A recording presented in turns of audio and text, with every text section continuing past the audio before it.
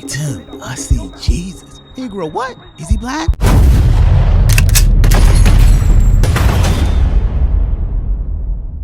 You know the one place that black people love? Church. See, I grew up in a church-going family. Every week, my mother would take us to Bible study, morning service, noon service, night service. Man, damn near every church function you can imagine. We will spend the whole day at church. Do you know how boring it is to spend a whole day listening to old biblical stories that you can't relate to? Will not only hear, but God will answer my prayers. But Pops, man's be chilling. My Pops wasn't giving up Sunday football for nobody. But I feel damn, Tim. But why do black people love the church so much? See, if you didn't know, the connection between black people and the church is deeply rooted in history and culture. During the times of slavery and segregation, black churches served as the only safe place where black people could safely assemble, organize, and express themselves. But I feels you, what's that got to do with getting lifted? Now, that, my guy, is where this story begins. So for this story, I'ma take you back to one of the funniest moments in my life. See, it was Saturday evening at the crib. Now, Saturdays should always be the rest day. But shoot, not in my house. Not until you get done with morning chores. But once the afternoon arrives, we get to chill, relax for the weekend, and prep for the upcoming week. But something about this one particular day made my mom go, you know what? We going to church today. So I'm in my room, vibing. My mom walks in and goes, Tim, get up. We're going to Bible study. Now, every black kid knows anytime your mama say it's time for church, oh, you've got no other choice. So I go, but Mom, we got church tomorrow. I said, get up. You need some Jesus. Damn. So my mother closes the door. Boy, you say something? No, ma'am. See, I was trying to hit up that GTA strip club. You feels me. Who the heck wants to go on Bible study on a Saturday and have to wake up for early Sunday morning service? So my mother gets to my brother's room, looks inside, but my brother was missing. So I'm in my room, right? Tight. Man, I hate church. But then I hear, Tim, open up. So I get to the window, look out, and it's my brother. What you doing? Let me in. You high? Flashback. See, a few hours earlier, my brother was talking to this shorty down the street, and the man made one big mistake. See, halfway through the day, Big Bro got hungry, and since the crib was a few blocks away, he figured, why walk all the way to the crib when he can grab something to eat at Shorty's house? So he got to the kitchen, looked around, and saw some brownies. And this man ate the whole thing. But this is what Bro didn't know. See, these weren't regular brownies. These were special brownies. So he gets back to watching TV. A few moments go by, and then it hits him. What the? You okay, Lem? Yo, why is the room spinning? Oh my God, you didn't eat the brownies while you were in the kitchen, did you? What? How much you eat? The whole thing. Those were edibles.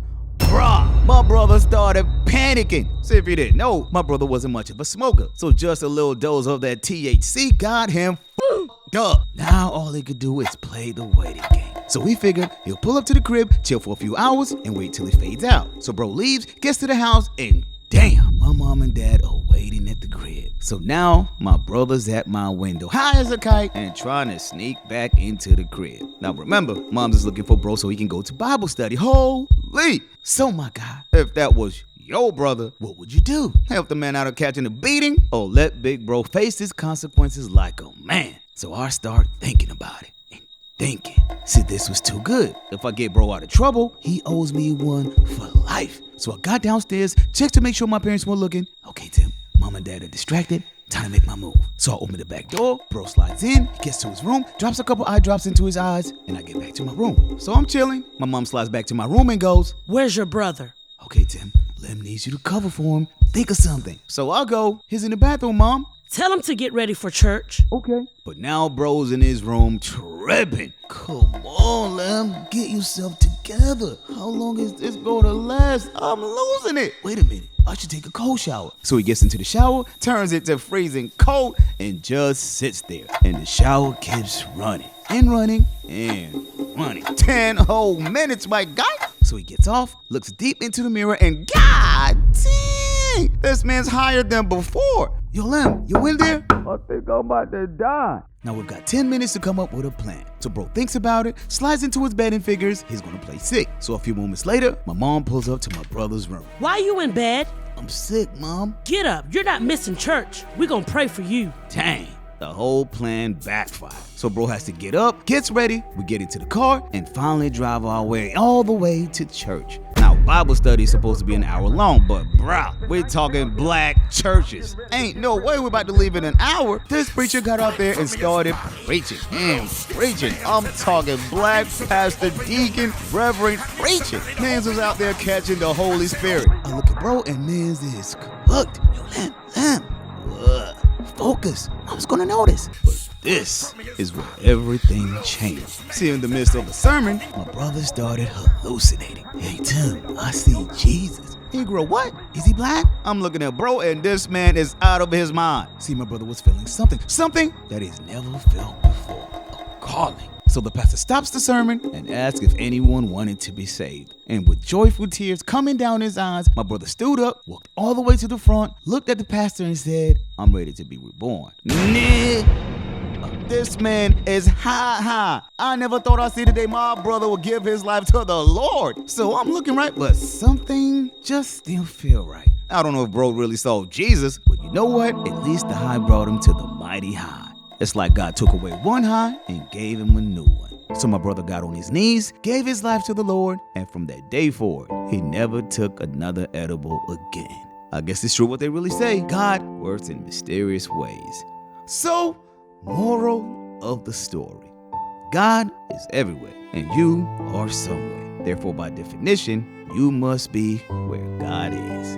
But hold up, I know what you're thinking. What a beautiful ending. On to the next morning. So I wake up early, can't wait to meet the new man. I get to the bathroom, open the door, but it's locked. So I hear some sounds coming from the bathroom. I listen a little closer, pay attention. Oh, hell no. This man's was back on the hub. Ain't this a big? I guess all that was because he got high. Because I got high.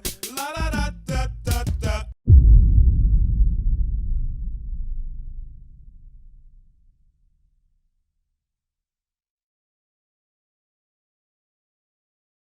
First time I went to a black church, I get out, I walk through the door, right, and everyone's just like, oh, hello. I was like, hello, and I kind of look around, and I'm like, oh, I'm the only white person here. Like, I've heard about these, but I live in a small town in southern Ontario, so obviously I'd never been to one, right? So I sit in my pew, service is starting. Choir walks out from the back, right? Okay, they all have matching robes on. I'm like, nice. Bro, they started singing. Let me tell you something. Black people singing gospel music, nothing like it. Midway through the worship, dude, they're running up and down the aisles of the church. It was like, let's go! I was fired. I was jazzed, dude. Okay, so then the pastor gets up, right? Bro, he started speaking. Okay, no notes, no bullet points. I don't know if he was just making it up on the spot. The Holy Spirit was feeding him lines. And then partway through his sermon, the organ started playing while he was speaking. People are shouting and running up and down the aisle. I was like, this is incredible! I've grown up in church my whole life, but that was the first day I'd ever truly gone to church, dude.